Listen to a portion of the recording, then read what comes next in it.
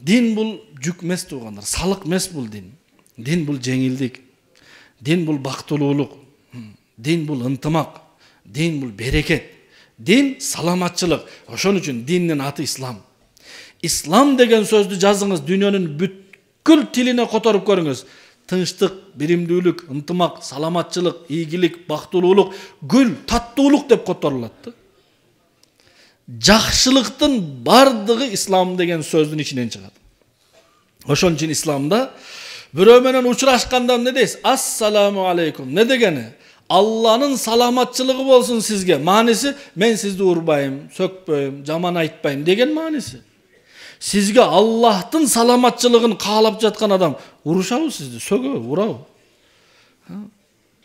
Бейиште ибадат жок, намаз окуймун жок, даратым бузулуп калды эле жок, орозо кармаймын дагы жок, уктап калыптырмын жок. Не бар? Салам бар, сала. Илла килан саламан салама. Ассаламу алейкум, ассаламу алейкум.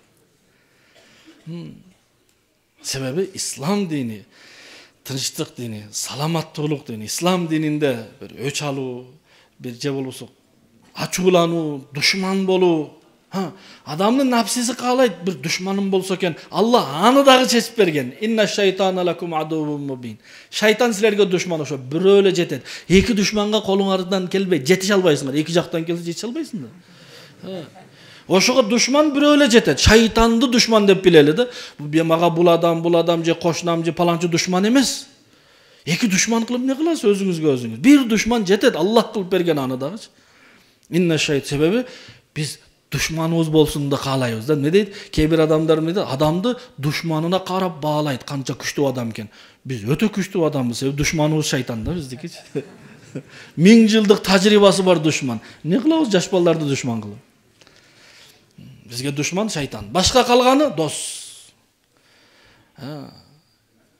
Аллах Кур'анда айткан: "Вал муъминуна вал муъминату ба'духум аулияу ли ба'д." Момун эркектер, момун аялдар, эркектер менен аялдар менен бири-бирине дос. Аллах кылып берген. Иннамал муъминуна ихватун. Акыйкатта чынында имандуулар бир тууган, бир болот, ата-энеси бир. Бир болот, дини бир, келимеси бир, намазы бир, Кур'аны бир, Алласы жалгыз, пайгамбары бирөө, кыбласы бирөө. Bundan артык бир тууганчылык керекпи? Болгон атабыз башка, энебиз бөлөк. Калган бир тууганбыз. Аллах бир тууган кылып берген. Динде ынтымак. Караңыздар, намаздарды, 5 мал намазды намазканаларда, магазинде, базарларда, бүт жерлерде 5-10 адам болуп чогулуп окуйбуз. Жума намазды чоңураак мешитке чогулуп окуйбуз.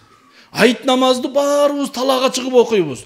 Ажылыкта бүткүл мусулмандар бир жерге чогулабыз. Бул эмнени билдирет? Биримдүүлүк, ынтымакташсын.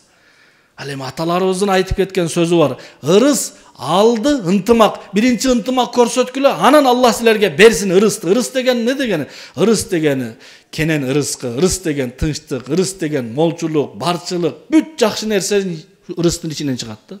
Ырыстуу кен, ырыс кылуу кен.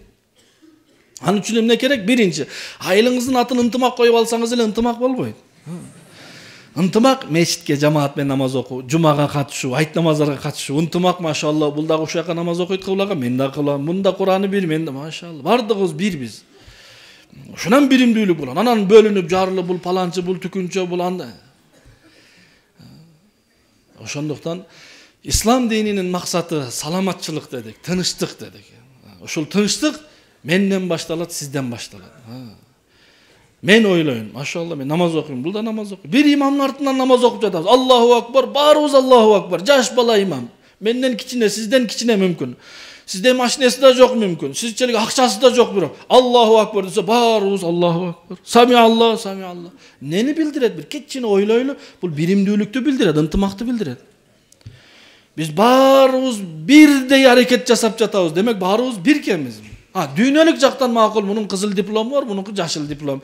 Бул кичине бою бийигирээк, мунунку бою бул семизирээк, бул арыгыраак болушу мүмкүн. Бирок жүрөгүбүз бир болуш керек да. Дин бизге ушуну үйрөтөт туугандар.